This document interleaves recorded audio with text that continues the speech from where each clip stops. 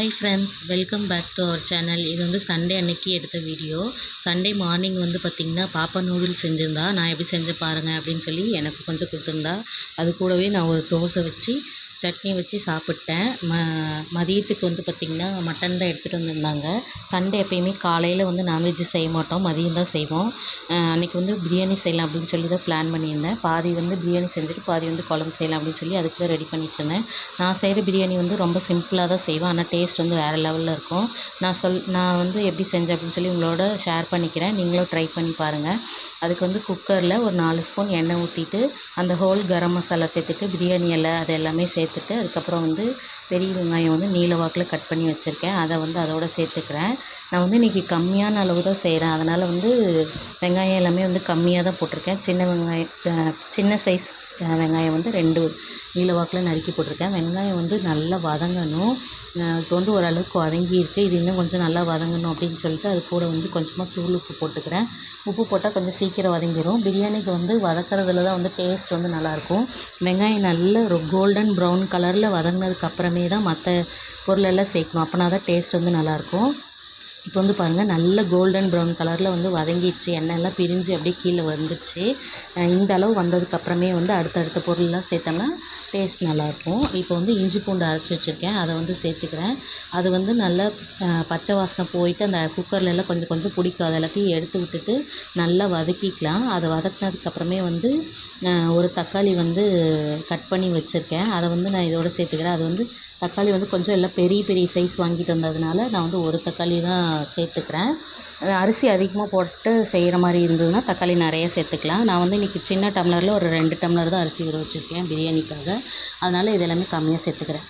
தக்காளியும் வந்து நல்லா மசிஞ்சு வதங்கினதுக்கப்புறமே அடுத்தடுத்த பொருள் எல்லாமே சேர்த்துக்கலாம். இப்போ வந்து பார்த்திங்கன்னா தக்காளி ஓரளவுக்கு குழஞ்சி வதங்கிடுச்சு. அதுக்கப்புறமே ஒரு 5 குட்டி பச்சை மிளகாய் வந்து போட்டிருக்கேன். பெருசாக இருந்ததுன்னா 2 போட்டால் போதும். இது சின்ன சின்னதாக இருக்கனால அது 5 போட்டிருக்கேன். அதுக்கப்புறம் வந்து ஒரு கைப்பிடி அளவுக்கு புதினா வந்து வாஷ் பண்ணி வச்சுருக்கேன், அதையும் வந்து இதோடு சேர்த்துக்கிறேன். சேர்த்துட்டு நல்லா கிளறி விட்டுறேன். இது நல்லா வதங்கி வந்ததுக்கப்புறமே வந்து அடுத்து என்ன போடுறேன் அப்படின்னு சொல்லி சொல்கிறேன். இப்போ வந்து இது ஓரளவுக்கு நல்லா சுருண்டு வதங்கிட்டுருக்கு. இது வதங்கினதுக்கப்புறமே வந்து கொஞ்சமாக கொத்தமல்லி தழை அதையும் வந்து இதோடு சேர்த்துக்கிறேன். மட்டன் வந்து ஆல்ரெடி நான் வந்து வாஷ் பண்ணி வச்சுட்டேன். இப்போ இது வதங்கினதுக்கப்புறமே வந்து ட்ரை பவுடர் எல்லாமே வந்து சேர்த்துக்கலாம். நான் எல்லா மசாலாத்தூளும் சேர்க்க மாட்டேன். மிளகாத்தூள் வந்து ஒரு 2 ஸ்பூன், இது வந்து மட்டன் பிரியாணி அப்படிங்கிறதுனால மட்டன் மசாலாத்தூள் வந்து ஒரு 2 ஸ்பூன் சேர்த்துக்கிறேன். பிரியாணி மசாலாலாம் நான் சேர்த்ததே கிடையாது.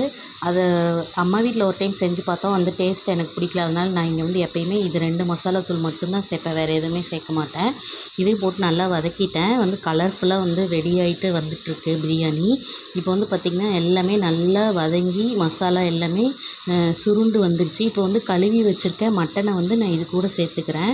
பாதி வந்து வேறு கப்பில் எடுத்து வச்சுருக்கேன் குழம்புக்காக. இப்போ வந்து இதை வந்து இது கூட சேர்த்துட்டு நல்லா வதக்கி விடுறேன். அடுப்பு கொஞ்சம் சிம்மில் வச்சுக்கணும், ஏன்னா மட்டன்லேருந்து தண்ணி வந்தால் தான் வந்து அடி பிடிக்காமல் இருக்கும். அது வரைக்கும் வந்து சிம்மில் வச்சுட்டு நல்லா வதக்கி விட்டுக்கலாம்.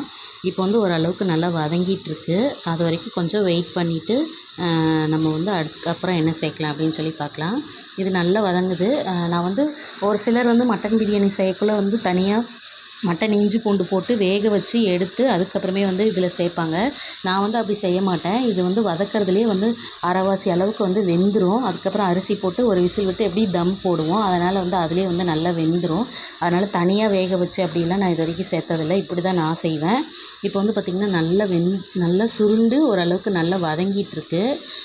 இப்போ வந்து எந்த டம்ளரில் வந்து அரிசி எடுத்துருக்கோமோ அந்த டம்ளரில் வந்து தண்ணி வந்து சேர்த்துக்கிறேன். நான் வந்து இந்த டம்ளரில் தான் 2 டம்ளர் வந்து அரிசி ஊற வச்சுருந்தேன். இதில் வந்து 4 டம்ளர் தண்ணி. நான் வந்து மட்டன் கொஞ்சம் கொதிக்க விட்டு வேக வைக்கணும் அப்படிங்கிறதுக்காக ஒரு 4.5 டம்ளர் வந்து தண்ணி வந்து சேர்த்துக்கிறேன். இது வந்து ஊற்றிட்டு உப்பு எல்லாமே செக் பண்ணிவிட்டு நல்லா கொதிக்க விடணும். உடனே வந்து குக்கர் மூடி போடக்கூடாது. நல்லா வந்து கொதித்து வரட்டும். அதுலேயும் வந்து மட்டன் ஓரளவுக்கு நல்லா வெந்துடும். இப்போ வந்து பார்த்திங்கன்னா நல்லா கொதிக்குது. இப்போ நல்லா சுற்றி கிளறி விட்டுட்டு அதுக்கப்புறமே வந்து அரிசி வந்து சேர்த்துக்கலாம். இப்போ வந்து நல்லா கொதிக்குது. இது கொதிச்சு முடிச்சதுக்கப்புறமே வந்து உப்பு டேஸ்ட் இப்போ இருக்க பார்த்துக்கலாம். பிரியாணிக்கு எப்பயுமே உப்பு டேஸ்ட் பார்க்கக்குள்ள கொஞ்சம் தூக்கலாக இருந்தால் தான் வந்து சாப்பாடு வெந்து வரக்குள்ள உப்பு கரெக்டாக இருக்கும். கொஞ்ச நேரம் மூடி போட்டு ஒரு 5 நிமிஷம் வந்து நான் அந்த தண்ணியிலே வந்து வேக வச்சுட்டேன். அதுக்கப்புறம் வந்து அரிசி வந்து கழுவி வச்சிருக்க அரிசி வந்து சேர்த்துக்கிறேன். இந்த மாதிரி செஞ்சால் பிரியாணி வந்து மட்டன் நல்லா வேகுமா வேகாதான்னு டவுட் இருக்கும். ஆனால் நான் வந்து செஞ்சேன், சூப்பராக வந்துருந்துச்சு. நான் வந்து 2 விசில் விட்டுட்டு சிம்மில் வச்சுட்டேன். அதுக்கே வந்து நல்லா வெந்து வந்துருந்துச்சு. இப்போ வந்து அரிசி போட்டுட்டு அதுக்கப்புறம் அதுவும் நல்லா கொதித்து வந்ததுக்கப்புறமே அரிசி தண்ணி எல்லாமே ஓரளவு பாதி தண்ணி வற்றினதுக்கப்புறமே வந்து குக்கர் மூடி போட வேண்டியதுதான். இது வந்து நான் மட்டன் குழம்புக்காக வதக்கி வச்சுருக்கேன். வெங்காயம், பூண்டு, ஒரு 2 தக்காளி, மிளகாத்தூள் அது எல்லாத்தையும் போட்டு வதக்கி வச்சிட்டேன். அடுத்து வந்து குழம்பும் கையோடு செஞ்சிடலாம் அப்படின்னு சொல்லிட்டு. இப்போ வந்து அரிசி தண்ணி எல்லாமே வந்து நல்லா கொதிக்க ஆரம்பிச்சிருச்சு. இந்த ஸ்டேஜில் வந்து நம்ம குக்கர் மூடி போட்டு வச்சுக்கலாம். இப்போ வந்து குக்கர் மூடி போடுறதுக்கு முன்னாடி வந்து நல்லா ஒரு டைம் கிளறி விட்டுக்கலாம். ஏன்னா அடியில் அங்கே எங்கேயாவது நின்றுச்சுன்னா சாப்பாடு வந்து ஒயிட் கலரில் பாதி அப்படி இந்த மாதிரி வந்துடும். அதனால் வந்து ஃபுல்லாக நல்லா கிளறி விட்டுட்டு குக்கர் மூடி போட்டு விசில் போட்டுட்டு மீடியம் ஃப்ளேமில் வந்து என்னோடய அரிசி வந்து சீக்கிரமாக வெந்துடும். அதனால் நான் அது ஒரு விசில் தான் விடுவேன். 3 விசில் விடுற அரிசியாக இருந்துச்சுன்னா 2 விசில் விட்டுட்டு ஒரு விசிலுக்கு பதிலாக சிம்மில் அடுப்பு வச்சோம்னா கரெக்டாக வந்துடும். நான் வந்து ஒரு விசில் விட்டுட்டேன். இப்போ வந்து அடுத்து மட்டன் குழம்பு தான் வந்து ரெடி பண்ணிகிட்ருக்கேன். இதுவும் வந்து சிம்பிளாக தான் செய்கிறேன். குக்கர்லேயே நான் ஒரு 3 ஸ்பூன் எண்ணெய் ஊற்றிட்டு சின்ன வெங்காயம் ஒரு 20 நீல வாக்கில் நறுக்கி போட்டு கருவேப்பிலை, இஞ்சி பூண்டு பேஸ்ட் அது எல்லாத்தையும் போட்டு நல்லா வதக்கிட்டுருக்கேன். தக்காளி வந்து இதில் டேரெக்டாக சேர்க்கல. மட்டனில் வந்து தக்காளி நிறைய போட்டாலும் டேஸ்ட் நல்லாவே இருக்காது, ஒரு மாதிரி புளிச்ச மாதிரி ஆயிரும். நான் வந்து அரைக்கிறதுக்கு வந்து போட்டிருக்கேன் மசாலாவில், அதனால் வந்து இதில் எதுவும் சேர்க்கல. இஞ்சி பூண்டு, வெங்காயம், கருவேப்பிலை இது வதங்கினதுக்கப்புறமே வந்து கழுவி வச்சுருக்கேன் மட்டனை வந்து சேர்த்துக்கிறேன்.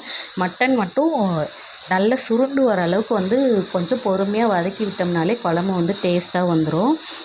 அடுத்தடுத்து உடனே எல்லாத்தையும் போட்டு ஒட்டுக்கா குக்கரில் மூடி வச்சோம்னா குக்கரில் வைக்கிற குழம்பு டேஸ்ட் வராது அப்படின்னு சொல்லுவாங்க. அதனால் நான் வந்து எல்லாத்தையும் வதக்கி விட்டுட்டு அதுக்கப்புறம் தான் வைப்பேன். இப்போ வந்து மட்டன்லேருந்து தண்ணி வந்து சுருண்டு நல்லா வதங்கிட்டுருக்கு. இந்த கேப்பில் வந்து நான் மசாலா வந்து அரைச்சிட்டு வந்துட்டேன். இது வதங்கிறதுக்குள்ளே இப்போ வந்து அரைச்சிட்டு அந்த மசாலாவை வந்து இது கூட சேர்த்துக்கிறேன். சேர்த்துட்டு இந்த மசாலாவும் பச்சை வாசனை கொஞ்சம் போகிற அளவுக்கு வந்து வதக்கிக்கணும். ஆல்ரெடி அதை வதக்குனது தான், இருந்தாலும் இது கூட சேர்த்து இது நல்லா இது கூட மிங்கிள் ஆகிற வரைக்கும் நல்லா வதக்கி விட்டுட்டு அதுக்கப்புறமே உப்பு சேர்த்துட்டு கொஞ்சமாக மட்டன் மசாலா தூள் சேர்க்குறேன். நான் வந்து அரைக்கக்குள்ள வந்து வெறும் மிளகாத்தூள் மட்டும் 1 ஸ்பூன் சேர்த்துருந்தேன். இப்போ வந்து மட்டன் மசாலாவும் சேர்த்துட்டு நல்லா வதங்கட்டும். வதங்கினதுக்கப்புறமே வந்து குழம்புக்கு எவ்வளோ தண்ணி தேவையோ அது அளவு வந்து மிக்ஸி ஜாரில் அந்த மீதி இருக்கிற மசாலா எல்லாத்தையுமே வந்து அலசி இதில் ஊற்றிட்டேன். இது வந்து கொதிச்சதுக்கப்புறமே உப்பு டேஸ்ட் பார்த்துட்டு இதுவும் குக்கர் மூடி போட்டு விசில் வச்சிட வேண்டியதுதான். அதுக்குள்ளே வந்து பிரியாணி அந்த பக்கம் நான் வந்து தோசை தவாவில் வந்து தம் போட்டு வச்சுருக்கேன். இப்போ குழம்பும் வந்து ரெடி ஆக போகுது. இதை வந்து தாளித்து விட்டுட்டு மூடி வச்சுட்டு அதுக்கப்புறம் வந்து பிரியாணி எப்படி வந்திருக்கு அப்படின்னு சொல்லி பார்க்கலாம். இப்போ வந்து குழம்பு நல்லா கொதிக்க ஸ்டார்ட் ஆகுது. இப்போ வந்து தண்ணி ஊற்றிட்டு நல்லா கிளறி விட்டுட்டு கொஞ்ச நேரம் வந்து வெயிட் பண்ணிகிட்டு இருந்தேன் கொதிக்கட்டும் அப்படின்னு சொல்லிட்டு. அதுக்கப்புறமே வந்து குக்கர் மூடி போட்டு ஒரு விசில் இது வந்து குழம்புன்றதுனால 3 விசில் விட்டு எடுத்துக்கிறேன். பிரியாணி வந்து அதுக்குள்ளே விசில் எல்லாமே போயிட்டு சூப்பராக ரெடியாகி வந்துருந்துச்சு. இது வந்து வீட்டில் சாப்பாட்டுக்கு யூஸ் பண்ணுற அரிசி தான்.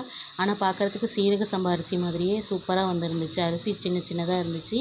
பிரியாணியும் உதிரி உதிரியாக மட்டன் எல்லாமே வந்து நல்லா வெந்து வந்துருந்துச்சு. ஒரு விசில் தான் விட்டுட்டு ஒரு 5 மினிட்ஸ் வந்து தம் போட்டிருந்தேன். சூப்பராக ரெடி ஆகிருந்துச்சு. அதுக்கப்புறமே வந்து லன்ச்சு ஃபுல்லாகவே தயாராகிடுச்சு.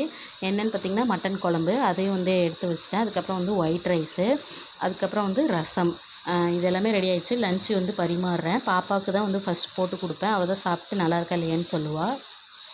காரமாக இருக்கா இல்லை கரெக்டாக இருக்கா அப்படின்னு எல்லாமே வந்து கரெக்டாக சொல்லுவாள். அப்புறம் வந்து அவளுக்கு தான் இப்போ போட்டுட்ருக்கேன். மட்டன் பிரியாணி குழம்பு இது மட்டும் ஊற்றி கொடுத்துருந்தேன்.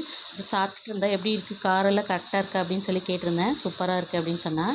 தம்பி வந்து ஊரில் இருக்கான். அங்கே வந்து அவள் ஸ்கிப்பிங் பழகிட்டு இருக்கான் அப்படின்னு சொல்லி வீடியோ எடுத்து அனுப்பியிருந்தாங்க.